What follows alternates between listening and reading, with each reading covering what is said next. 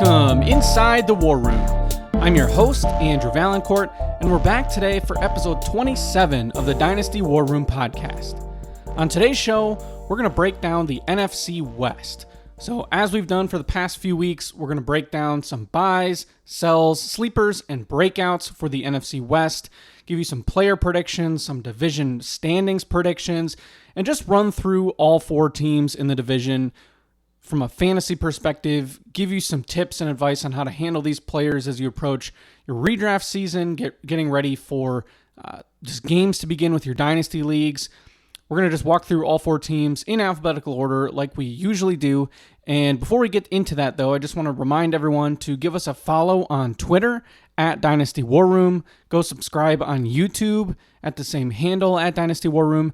And then if you've missed any of our previous shows, find them on any platform that you can find podcasts. We're on everything, all the big ones. So Spotify, Apple, Amazon, YouTube, you name it, we are on it. So go give us a follow on your platform of choice. That way you don't miss any episodes, especially as we get deeper into August, prepping for football to actually kick off.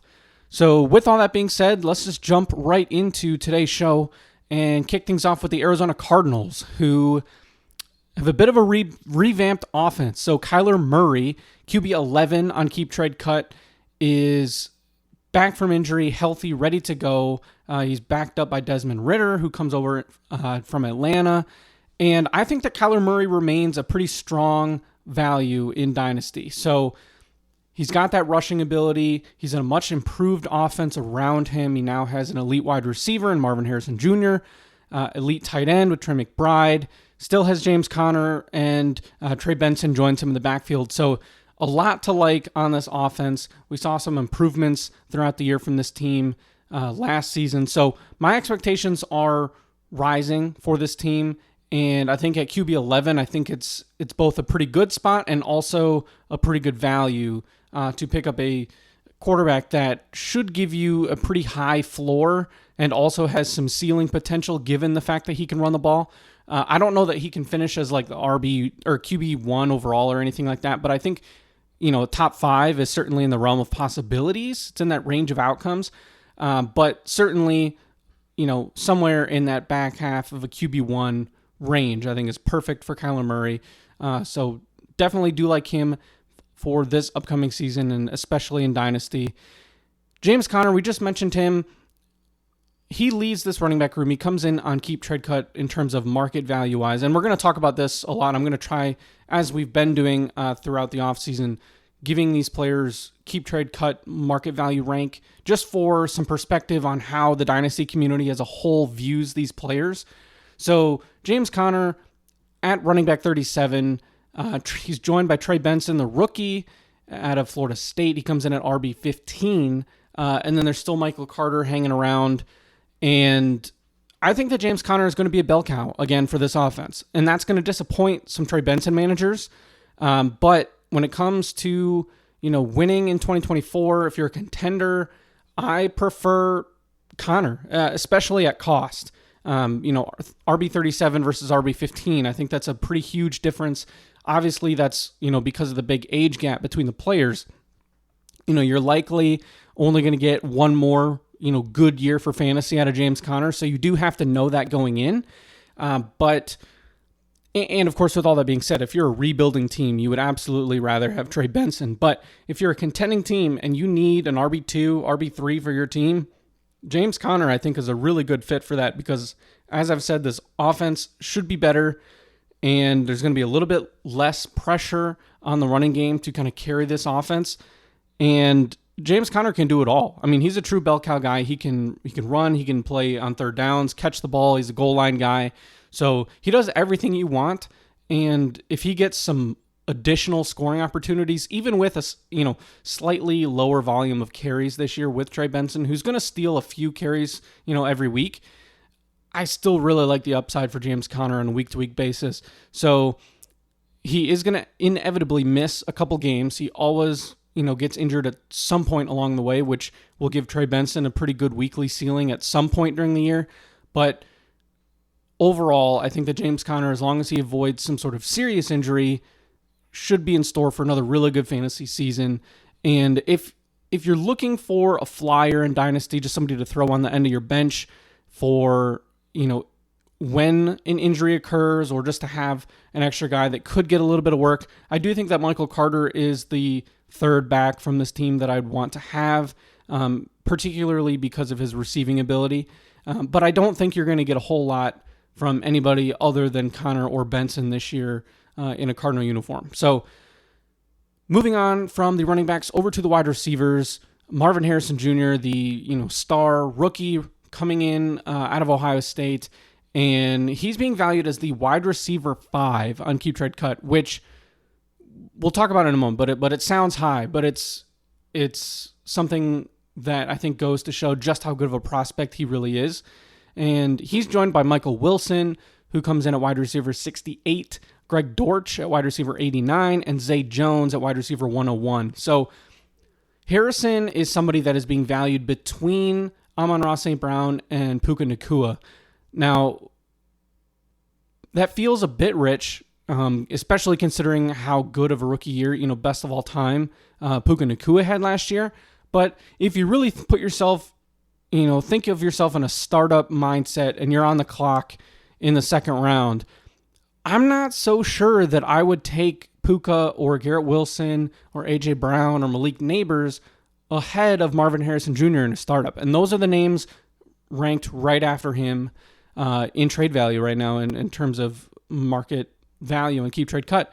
And I think there's certainly an argument for Puka, given the fact that he was so good as a rookie and he gets Matt Stafford back. But there's some questions there, and we're going to talk about Puka when we move on to the Rams in a few minutes.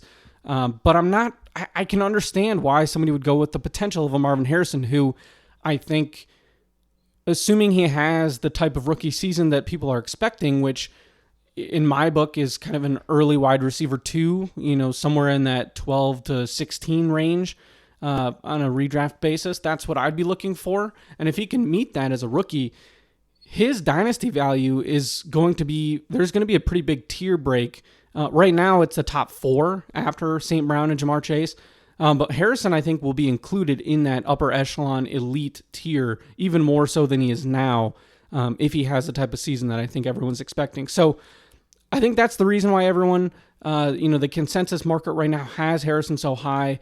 There's been some hype for Malik Neighbors as of late, and while I loved Malik Neighbors as a prospect, he was my obvious 103 in Superflex, rookie drafts in the spring. I still would take Harrison over him given the stronger quarterback play that Marvin Harrison is going to get. And then we haven't really seen everything click for Garrett Wilson. So again, I understand taking Harrison over him. And then A.J. Brown, there's the age factor. So you're talking about a big age difference, and that's going to do it. So exciting wide receiver room. Kyler Murray has shown that he can support an elite wide receiver. He's done it with DeAndre Hopkins. I'm expecting more of the same with Marvin Harrison. And then Micah Wilson, I think, is the wide receiver 2 to have on this team. So he's somebody that had a pretty nice rookie season and had a few solid weeks. And I'm expecting him to be somebody that you can have fill in on bye weeks and potentially be a capable flex play if this offense takes the next step that I think it should take. So Michael Wilson is somebody that I would much rather have compared to, Zay Jones in redraft or Greg Dortch. I do like Dortch. I think that he is somebody that, maybe not as frequently as Michael Wilson, but he's probably going to have a game or two here or there where you could have started him on a bye week or a flex in place of somebody else. He's going to be in the slot. He's probably much more of a PPR option, assuming your league is full PPR. So do keep that in mind. And then I'm pretty much out on Zay Jones. I'm not sure that he's going to have any sort of meaningful fantasy value in 2024. At tight end, we have Trey McBride, who comes in at tight end 2 overall on Keep Trade Cut. And I think that's exactly where I would have him. I love Trey McBride in 2024. I think that his overall value is probably not all that far off from Sam Laporta. He's the clear second option in this offense behind Marvin Harrison Jr., although I don't think it would shock me if at least to start the season, Trey McBride is kind of the number 1 in this offense. But I think that just goes to tell you, given the praise I just gave to Marvin Harrison, just how good this duo should be. So really like the offense, love the potential here. He's young. He was a second-round pick, really kind of broke out in the latter half of last year. And in terms of Dynasty, I think he's definitely the clear tight end too. I think I would take Sam Laporta first, but then McBride I would have over, Kincaid and Bowers and Kelsey and Andrews and those names. When it comes to redraft, I think that it's much more of a difficult conversation to have about who should actually be number one, because I think it could very easily be one of almost like 6 or 7 guys. The players we just mentioned in Laporta, Kincaid, Kelsey, Andrews. But McBride, I think he's right there. I would not be surprised at all if Trey McBride ends up being the overall tight end 1 on the season. Will not be surprised if he's, top 3, top 4 at all either. So, really like McBride, and he's somebody that if you were able to acquire him early in the offseason or last year during the early phase of his breakout, that certainly worked out well for you because his value has just really increased since the end of last season. Moving on over to the Los Angeles Rams with Matthew Stafford at quarterback. He checks in at QB 27, which I think is the right spot for him. He can be a good QB2 on a contending Superflex team. Would be an excellent QB3 to have if you have some additional depth there with 2 stronger quarterbacks. But I really think that with Stafford, he's got things set up pretty well with a good running game behind him. He's got his 2 star wide receivers in Puka and Cooper Kupp. And I think the tough thing with Stafford, it's really twofold. One is the age, injury, the risk of retirement at some point, whether it could be after this year, 2 years from now, 3 years. We don't really know how long he's going to keep playing. And then the reason that he's never really been a true top tier fantasy quarterback is because he doesn't run the ball. And he certainly is not running the ball now at this stage in his career.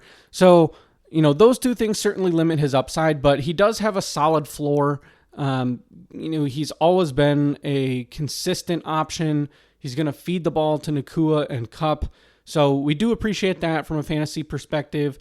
And I think if you can get at least 2 years of just solid above average quarterback play from Stafford, that's going to be well worth the QB 27 price tag that you pay for him. Because, if he only plays one more season, you're going to feel, like, you didn't really get everything you wanted out of him. But, and this is probably thinking more from a startup perspective, but he's going very late. So, it's all relative. If you've been, if your Dynasty League has been active for, 3, 4, 5, 10, however many years, and you've had Stafford for a majority of that time, you've probably felt awesome about everything you got from him. But if you're a league that is new or in its, early stages, you're really hoping that you can get, 2 years out of him. 3 would be incredible. So we'll see what happens with Stafford, but I think 2 years is probably a safe bet for what you're probably going to get from him in terms of when he retires. Moving on over to running back, where I think we're faced with one of the more challenging players to rank, and that's Kyren Williams, who checks in terms of market value at running back 9, Blake Corum at RB 26, and joined by a smattering of other players. Boston Scott, Zach Evans is still there, Ronnie Rivers. So Williams and Corum are basically the same age. They're both about to turn 24 years old, and Williams is probably the single most difficult player in my mind to rank for Dynasty because he was incredible last year. He just really insane from a points per game perspective.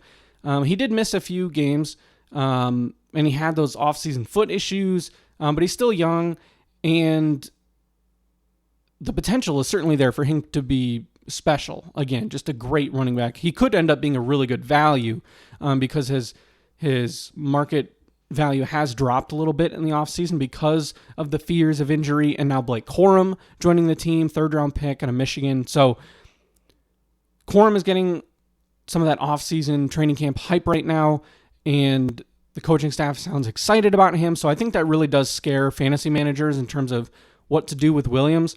So I tend to be somebody that really avoids the high risk players. And I understand that every now and then you can get burned by a player taking off. But I do think that more times than not, there is a good reason for why, a player is, tagged with that high risk factor.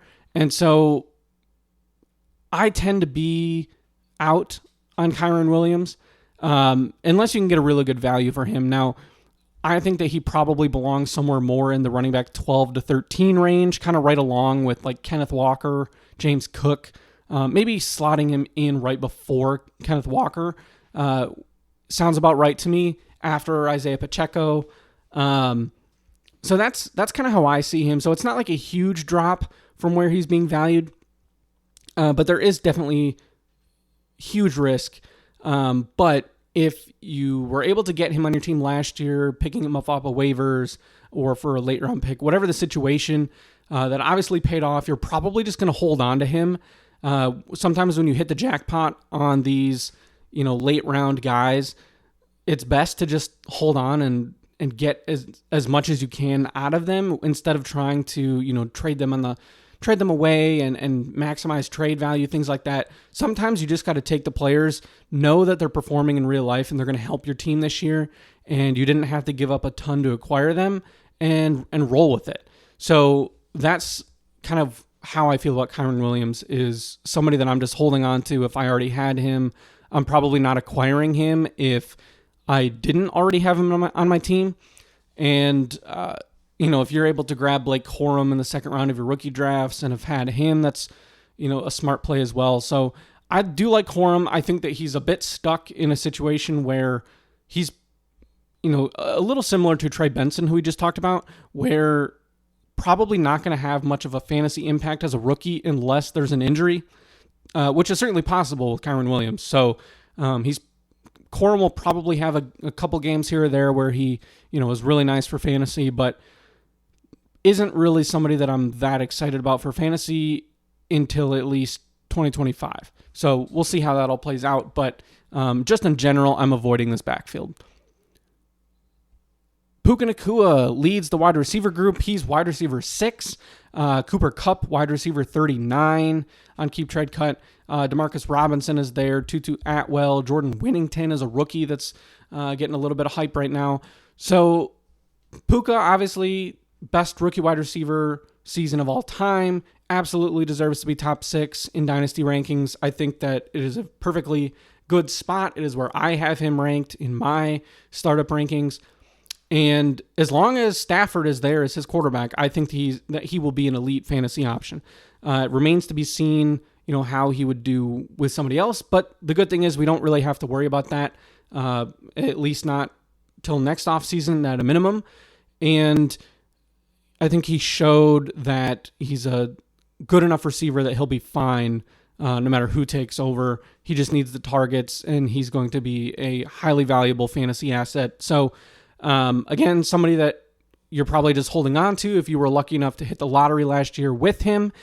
And, Cooper Kupp is someone that, given his price, could turn into a bit of a value because he's going to have some good games. I don't expect this to just turn into, 100% the Puka Nacua show. I do think it's going to be a pretty 50-50 split, which is going to result in, some back and forth in terms of which guy has the better fantasy week.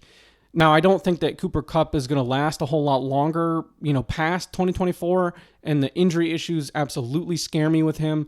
But I think that Kupp's presence sort of, makes the ceiling for both him and Puka, not quite as high. But each player has a very high floor and should provide you with tons of fantasy value. I'm personally not acquiring a lot of Cooper Kupp this offseason just because I am a bit worried about the age and the injury risk. I do have Puka in several spots.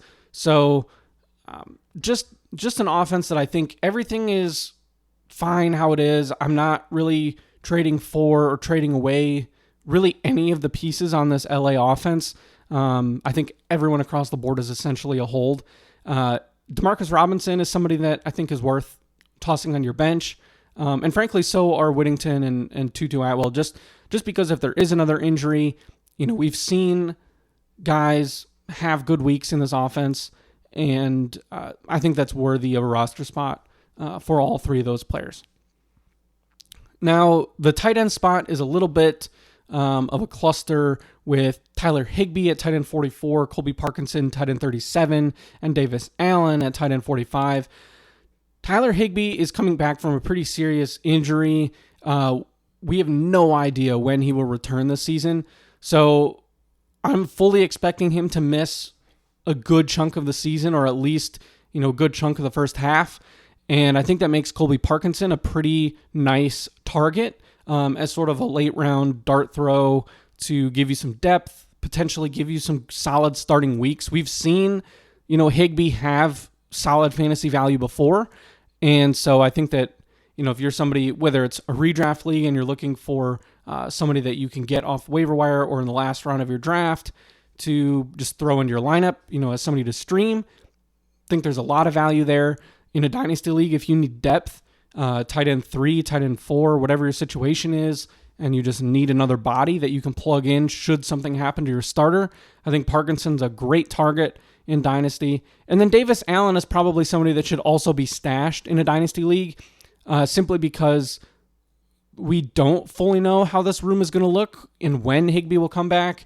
Parkinson did get paid a pretty good amount of money in the offseason, but you never really know how things will shake out when it's a little bit more of an ambiguous position group like this. So Parkinson's my target here, but all three guys, particularly Parkinson and Allen, should definitely be rostered. Unfortunately for Higbee, I think his best fantasy days are certainly behind him. Just an unfortunate situation with the injury. All right, so we've touched on the first two teams in this division. Let's move on over to the San Francisco 49ers, who coming off of a Super Bowl loss, and they're looking to, make another run. So they got Brock Purdy, QB 14 on keep trade cut. Josh Dobbs is his new backup, and he's being valued, at QB 14 between, he's ahead of Dak Prescott, Tua Tagovailoa, but behind Trevor Lawrence and Jane Daniels. I think that I would have him maybe a spot lower. I think I would have him between Dak and Tua. I think I would slightly prefer Dak. But again, with the age factor, Dak being significantly older than Purdy, I do think that would play into that decision. So I don't fault anyone. And certainly the consensus already has Purdy ahead of Prescott and then Tua. So I don't have a huge issue with that.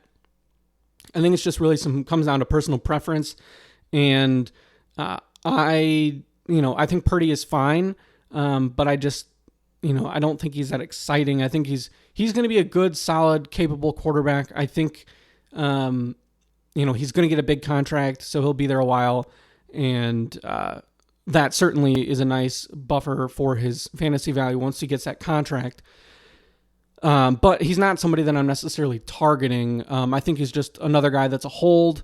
I'm going to say that a lot on this show. I think there's a lot of holds in this division just in general. So that's pretty much all there is to this quarterback room. I think Josh Dobbs is somebody that is, if you want to toss him on your bench, I think there's certainly some value in having the backup on the 49ers, because if something were to happen to Purdy, this is a very, high-level offense that's going to give some fantasy points to the offense. We saw Dobbs do it at various points last year, so certainly think that is worth a roster spot for this fall. Now at running back, Christian McCaffrey comes in at running back 4, and he's joined by Elijah Mitchell, Jordan Mason, Isaac Orendo, and age is going to catch up eventually for CMC, but Christian McCaffrey is just one of those players I think that you ride out until he retires. He's that good. He's a Hall of Fame elite level talent, and for fantasy football, he's just a complete unicorn. He's going to give you 20 plus points per game easily, especially in PPR leagues. He's just unstoppable. So we should be in line for another RB1 season as long as he stays healthy. And to me, the more interesting story here is probably trying to figure out who the backup is going to be for CMC. So I do still lean Elijah Mitchell, and I do think that's the safe bet. But there's been some hype lately for Jordan Mason. The team did just draft Isaac Guerrero, who had some nice combine numbers. So all three of those guys probably deserve to be stashed on rosters, because at some point, should McCaffrey miss any time, whoever takes over that role will certainly have a lot of value. It's interesting because, San Francisco over the years has really shown that it doesn't matter when they draft a running back or if they were even drafted. They're just going to throw out whoever they feel, is the best player. So, it's tough to fully say that, Guerrero was drafted this past, in the spring, so he certainly has an inside track, but I just don't think San Francisco really cares that much about when a player was picked. So, and Jordan Mason has gotten some hype in the offseason as an undrafted guy, but he's had a couple nice years in the league as well. We've seen him in that RB3 role for this team, and he's gotten some playing time. So I don't think you can go wrong having any of these guys on your bench, but Mitchell is still my primary target, but he has his own injury issues too, so that's just another reason to make some space for these other two guys, just in case something were to happen. At wide receiver, we have Brandon Ayuk at wide receiver 15, Deebo Samuel at wide receiver 26, Ricky Pearsall, wide receiver 42, and then Juwan Jennings, Jacob Cowing is a rookie coming in, and then Ronnie Bell is there as well. And this is a very interesting room to discuss because, we have Ricky Pearsall drafted in the first round, Jacob Cowing coming in as a mid-round rookie, and then kind of the two superstars that everyone knows with Ayuk and Samuel. But in terms of how these guys are being valued, Ayuk is behind Drake London and Rome Odunze, but ahead of Devonta Smith and Nico Collins. I have this tier ordered a bit differently. I actually have both Collins and Smith and Ayuk ahead of Odunze, but I have Ayuk behind Smith and Collins. I just think that the questions that are lingering about his contract situation and whether or not a trade is possible, really kind of hinders his value a little bit, because to me, Brandon Ayuk is most valuable on the San Francisco 49ers. So if he stays there this season, which is what I expect, because we don't usually see big trades this late in the offseason, it's certainly not unheard of, but it is very rare. So at this point, I still figure that Ayuk is going to be playing for the 49ers. And in that scenario, he should be in for a pretty good fantasy season. I think that his evaluation would be about correct, maybe back a few spots like I just mentioned, but still very solid. But if he gets traded, if he gets moved to a New England or Pittsburgh or Washington or one of those types of teams, it is almost certainly going to be a downgrade because, sure, he will still be the wide receiver one on that team, but on a worse offense with worse quarterback play. So it's just a tough situation. He's going to get paid by somebody. It's just a matter of who and when. So the distractions do just make it a little bit difficult from a fantasy manager perspective because, you want your guys out there. You don't want things getting in the way of your fantasy production. But this is, the reality of the situation is he's trying to get his contract, and he's going to get it. It's just a matter of which team will actually dish it out and whether he's got to do it in the offseason on the free agent market or via a trade. I would imagine that he's going to have to get traded eventually no matter what if San Francisco doesn't work it out, because I'm assuming that he'll just get slapped with the franchise tag and then we're going to be just in for another roller coaster with him. So kind of the instability makes me not super excited about rostering Ayuk, but if he stays in San Francisco and everything goes well in terms of being on the field in 2024, he should be a very productive player again for you. I think of him as probably a mid to back end wide receiver 2. And, that's certainly going to provide you with some value for your fantasy team. Now, Deebo Samuel at wide receiver 26, he's somebody that I am looking to trade away pretty much in any scenario, both rebuilder or contender, because no matter your situation, I think that there are players, similarly valued that I would rather have. So Samuel is somebody that he's battled injuries. He's getting up there in age. He'll be 29 later in the season. So at wide receiver 26, I think there are a number of other players, especially a lot of those like tier 2 wide receivers that are rookies. So we're talking Xavier Worthy, Brian Thomas, Lan McConkey, those types of players. I think I would all rather have straight up, and they're all being valued lower than Deebo Samuel. So if you can get something else on top, if you can get Xavier Worthy and a solid depth running back for Deebo Samuel, I think that's a trade I would do 10 times out of 10, or something along those lines. Because I'm out on Deebo Samuel. I think that everything is kind of catching up. He's not the first option in this offense. He's not even the first wide receiver on this team. And I don't want to try to, mess around with that now that he's about to be 29. I would rather move on, get that younger star or player that I think can turn into a star and, ride things out. And if you're a contender and you say, look, I understand your position, but I don't want to, move off of him for a rookie. Well, there are a couple other players that I like that are going behind him as well. So Mike Evans is being valued, I believe it's wide receiver 31 in Dynasty. So if you can get Mike Evans and something else for Deebo, I would be doing that type of move because I at least, I think you're probably getting 2 seasons out of both. And I do think that Mike Evans is somebody that's going to have, higher upside. And if you can get something else, even if it's something as small as a 3rd round pick, I think that that's, something I would much rather have. Christian Kirk, Chris Godwin, those types of players that are being valued in the mid to late 30s that you're going to be able to get something sizable on top of for Deebo. So if you can get Christian Kirk in a second for Deebo Samuel, I think that that's a move, again, that I would be happy to make as a contender.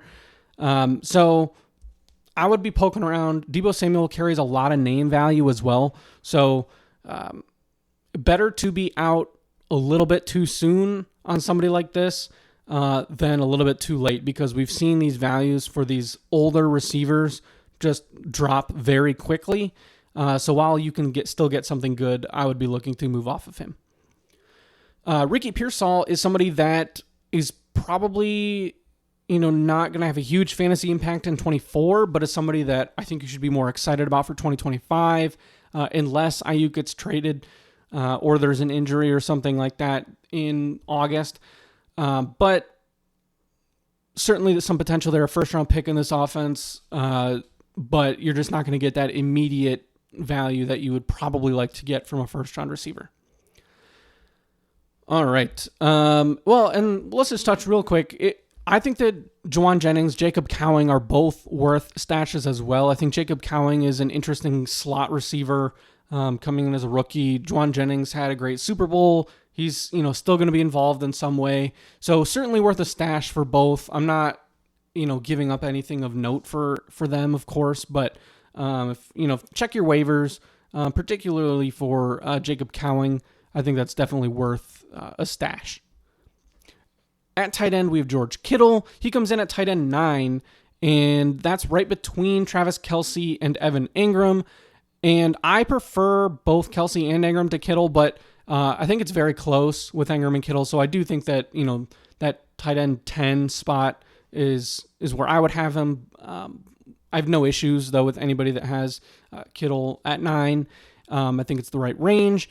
And Kittle is somebody that, he's starting to get there in age, but he's still, a key part of this offense. He's going to have big weeks. He's also going to have some duds. So he's kind of the classic boom-bust type of player. If you're a rebuilding team, I would absolutely be trying to trade him right now because he does still have some pretty solid value. But, if you can get a younger, upstart tight end, I think like a Pat Freiermuth and a second or something, I think that there's some opportunity there to move around with Kittle or move off of him for one of those rookie receivers or, somebody that's going to help you out a little bit more in the future when your team is ready to compete. All right, so last but not least, we have the Seattle Seahawks, who Geno Smith leading them at quarterback. Sam Howell is there now as well. QBs 31 and 37 respectively. I've been out on Geno Smith pretty much the entire offseason. I just don't really believe in him as like a true franchise quarterback. And I think that people are, aware and kind of, understanding that Geno Smith is really nothing more than a bridge quarterback. But there was a lot of hype after he had that, QB5 season a couple years ago. So there does seem to be some sort of potential injury situation right now with Geno Smith that seems very minor, but it is something you should keep monitoring. You've probably missed your window on acquiring Sam Howell if you are counting on Geno Smith, but it's worth checking in on whoever has Howell on the roster if you need to, get some depth, get that, handcuff in case something, gets a little bit more serious with Geno. But I'm personally not really that excited about either one. Seattle was actively evaluating quarterbacks ahead of the draft. And between that fact and the idea that Geno is nothing more than a bridge quarterback, makes me a little bit skeptical of this offense. And it's a bummer because I do like the wide receivers. I like the running back group. I like pretty much everybody else on this offense other than the quarterbacks. So it presents a very difficult, team to evaluate because, the quarterback play is certainly going to affect these other positions. But that's where I'm at the moment. I certainly think that Geno Smith is capable of facilitating, some solid fantasy seasons. I just don't think he is good enough to give you anything elite, which is unfortunate because we would really like to see, a big JSN breakout, see DK Metcalf be his consistent stud self at the same time. So we'll see how things shake out, but I'm a little bit sour on the Seahawks, with Geno Smith leading the way. Now, at running back, Kenneth Walker comes in at RB12, Zach Charbonnet, RB31, Kenny McIntosh is there as a third stringer, and I think that Walker and Charbonnet is a very good duo. Walker definitely has that home run ability. He's a very good runner. We've seen him produce some big fantasy weeks, but he does lack, pass catching skills, and that does limit his ceiling for fantasy, especially in PPR leagues. So Zach Charbonnet is going to get some of that passing down work, and because Walker isn't really a true bell cow, I do prefer Charbonnet at cost when you're talking RB12 versus RB31, because even though he's probably not going to be startable as long as Walker is healthy, should there be a situation where Charbonnet, has to fill in and Walker misses some time, Zach Charbonnet becomes a smash play. I mean, we're talking probably a top 10 starter in the week if you get a true bell cow, 95% of the work at running back type of situation, because he can do it all. He can catch passes. He can be an early down guy. He can score touchdowns on the goal line. So it's unfortunate that he is kind of stuck in Seattle in a way, but it is the situation that we were dealt. And given that, roughly 20 spot difference in value, I would prefer Charbonnet given the contingent upside that he possesses. At wide receiver, we mentioned DK Metcalf, wide receiver 19, Jackson Smith-Njigba, wide receiver 25, Tyler Lockett, wide receiver 76, and then some fun names, Jake Bobo, Laviska Shenault are there as well. And DK Metcalf has sort of turned into kind of like a relatively safe under-the-radar dynasty asset, which is pretty interesting because he does have a lot of name value, but he's still only 26 years old, and I think that people have gotten a little tired of he's just your classic wide receiver 2. I mean, he's a good to great player. He's going to score a lot of touchdowns, but he's never going to, he's probably not ever again going to, he's not going to be a 100 catch type of guy. He's not going to be somebody that can threaten to be a wide receiver 1 overall in the season. Could he be a top 12 wide receiver? Absolutely. We've seen him be a big time fantasy asset in the past, but with Geno Smith at quarterback, I think it's going to be tough for him to have the volume that he needs to be anything better than a wide receiver 2.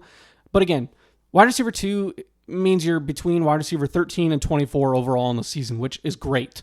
That's a fantastic season. It's very helpful for your dynasty teams, your fantasy teams, no matter your format. So I think people have gotten a little bit tired of him. There's some fatigue. And I think it's important that people still remember that he is a very, very good receiver, very good fantasy asset to have on your roster.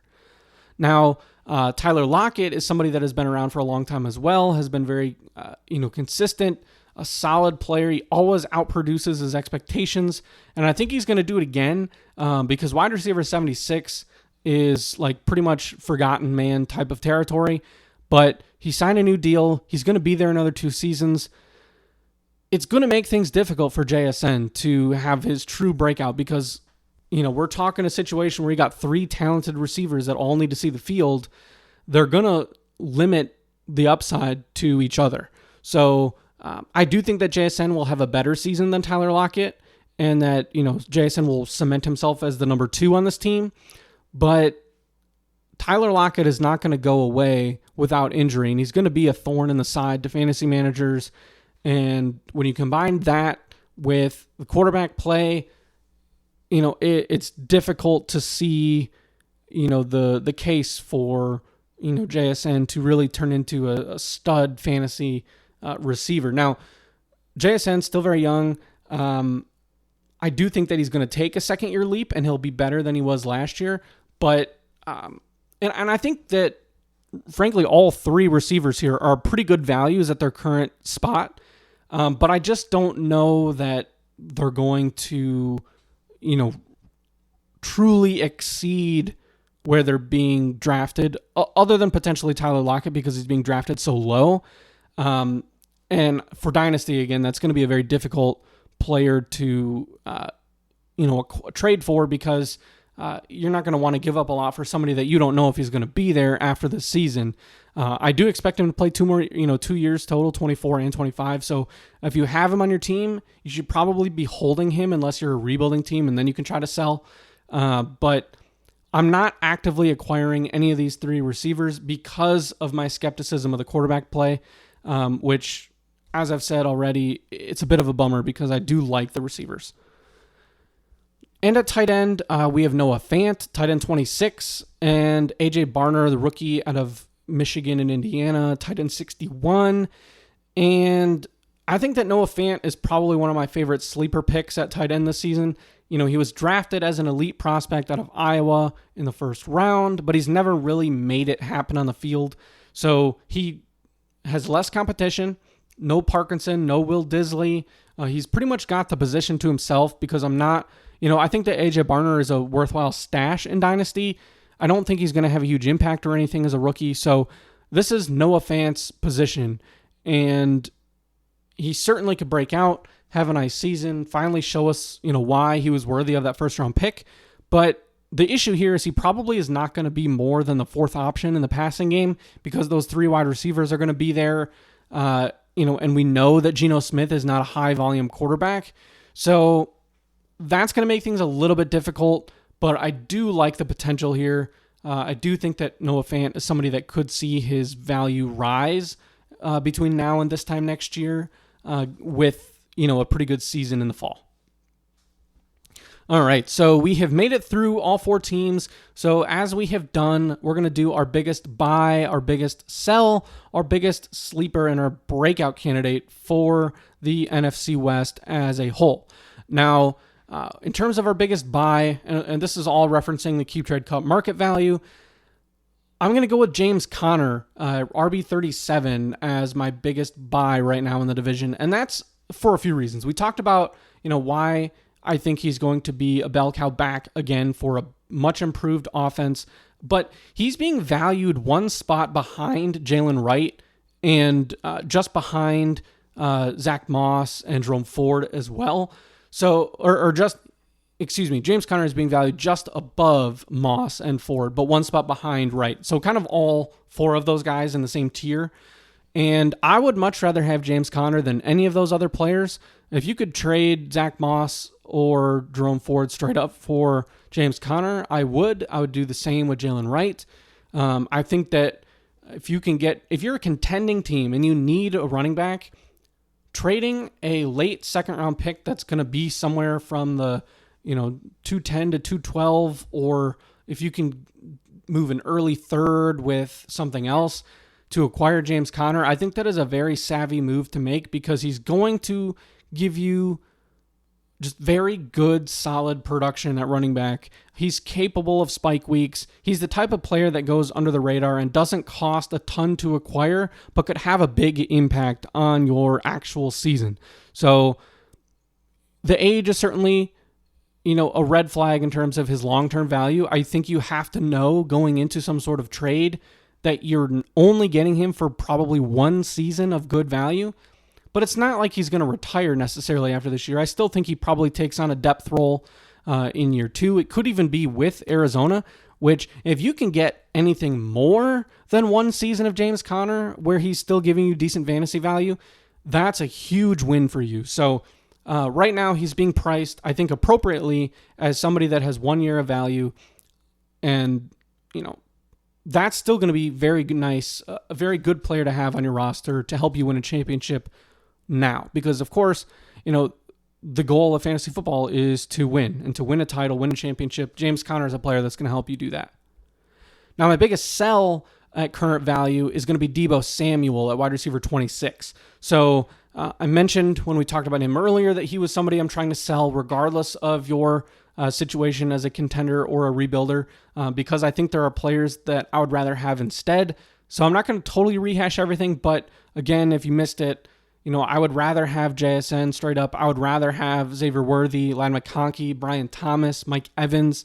And I think that given that Worthy, McConkey, Thomas, Evans are all valued lower than Samuel, I think you can get something else on top, which would make that trade even better for you. So I would certainly be looking to make a move like that and move off of Deebo Samuel.